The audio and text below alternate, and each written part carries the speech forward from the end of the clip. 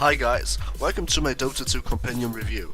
Today I will show you why the Dota 2 Compendium is perhaps the best vanity item you could get in any free-to-play game ever, and why you should get it if you haven't already. I will take your hand and go through this page by page.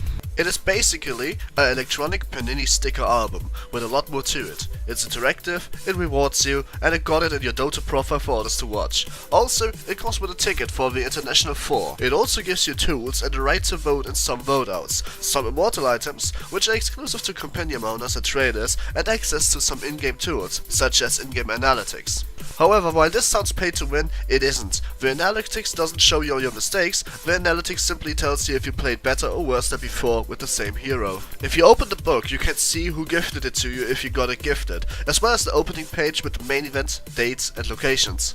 If you turn it over to the next page, you see the table of content. When this compendium first came out, it had around 17 pages, but it updated constantly. You may click on those to get to your selected category faster. If you turn the page again, you see a nice artwork and you see the Seattle Key Arena, which is where the main event is going to happen.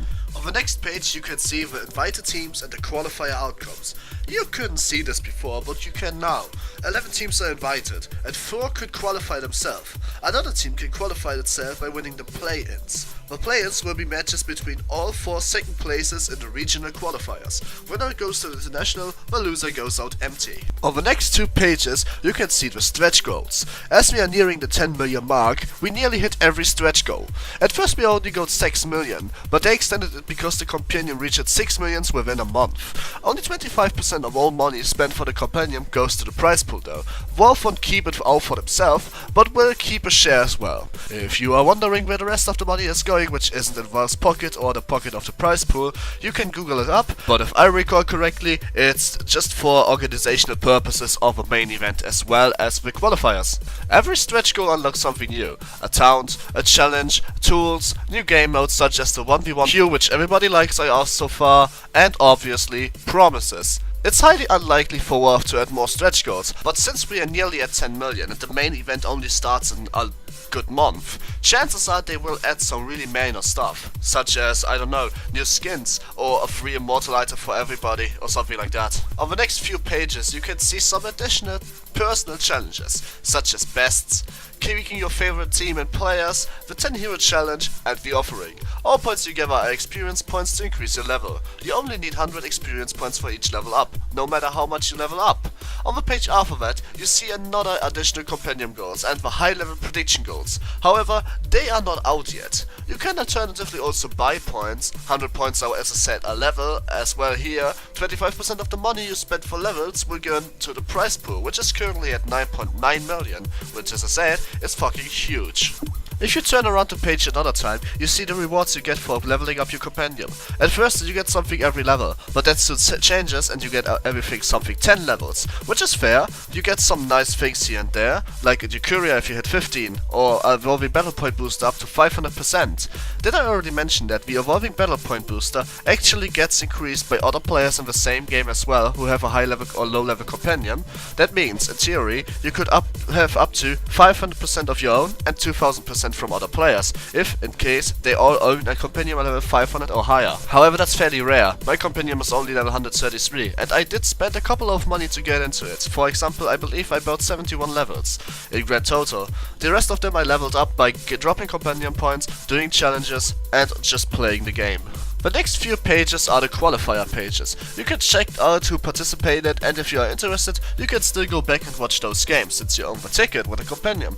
The qualifiers were regional, so every region, China, Southeast Asia, Europe and USA, gets a shot at sending another team into the fray. Russia do count as Europe though, which is because of the continents and not as the fact that Valve believes that Russia is a part of the European Union. So if you complain, well, don't. It's not worth your time. Just simply no. After that you can see your predictions, and as you can see I failed most of mine. They are sadly over, so you can't do them yourself anymore. But there will be new predictions for the play-ins at the main event, just keep on waiting.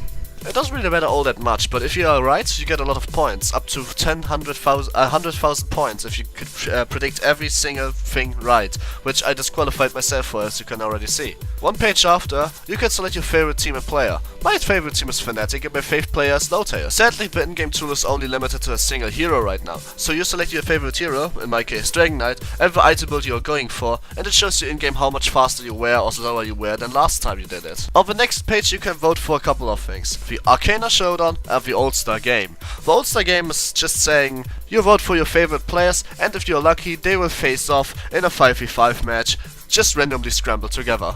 The Arcana Showdown is basically you vote for the next hero to receive an Arcana item. The winner will get the next one. I want myself to win with Juggernaut, so please vote Juggernaut. And since I'm playing Dota, there's always been a 1v1 tournament at the International. Since last year you can vote which players you want to participate. The winner from last year, Ice, is the returning champion, and hence will participate 100%ly. Everyone else is up to you. You have to select 4 mid-only players, such as Dandy, and 3 players who aren't playing mid, such as MRI or Trixie. On the right side, you can select your challenge. Every time you do a challenge, you get to collect Compendium points and a card pack. Coincidentally, my challenge is Dragon Knight, but it really gives you a free hero every time you roll it. And it could be a random hero, it could even be Meepo. You can re-roll after 20 hours though, so don't worry about it. If you turn the pages once more, you can see another 2 votes. This time it's voice and model rework. And because I actually do like my Juggernaut, please vote him out. Please vote him out. Don't make him win. Just don't. No. No. No. Juggernaut is awesome the way he is. Don't vote him. But the winning champion will receive both a new model and on the other side a new voice. So if you want, for example, Spectre to have a new voice, vote her. And if you want, let's say, Broodmother having a new model, vote her. This was pretty much all the content. Now let's get to the Panini sticker album part of this compendium. And my favorite part, the appendix. On page 18 and forward, you can see every single player and every single team that made it at least to the play-ins. And you can collect cards for them.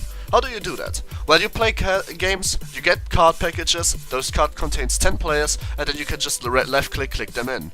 If you collect all players from one team, you get a spectator gem, which you can put into your weapons. You know those green gems that counts the games you've watched? Okay, but if you have all players 5 times, you get the same, basically the same gem, just a little different color, and if you did it 10 times, you even get it as a gold color. I heard that the gold gems have something as well, like they change the way your weapon looks, but I'm not too sure about that, so I will not be doing anything on that right now. You can also get cards by just watching the games, which happens at the play-ins, qualifiers and the main event. So, well, if it's not motivation enough to just watch the best players in the world with the ticket you received with this compendium, I hope this is, because you should definitely watch the International. And if you don't have a ticket, Beyond the Summit makes always a good stream on Twitch TV. Just watch that. You see some nice information about the players too. For example, their real name, sometimes even their age if they are willing to give that up, and their top picks in the last year. And if you aren't convinced yet and you do believe that $5 is not worth it, then I can't convince you otherwise, and that's kind of sad. But at least I could try, and the compendium is awesome and one of the best ideas ever. The last compendium was cool, but this one is just better. It's gonna be hard to top that, Wolf, and you better try hard next time, because I'm gonna buy your next one. I like the things with the compendium. I like the items, the tool, the challenges, I like the evolving battle point booster, and everyone who has it is going to be shown before the game, because the compendium boosters needs to be counted together. I really like the helping out the professional players, because they not only give out good games which you can watch, but also good shows. Because in my opinion, big parts of the International is not the way a player plays or a game plays out, but the emotions you can see if they leave the room, either in joy or agonizing pain because they lost.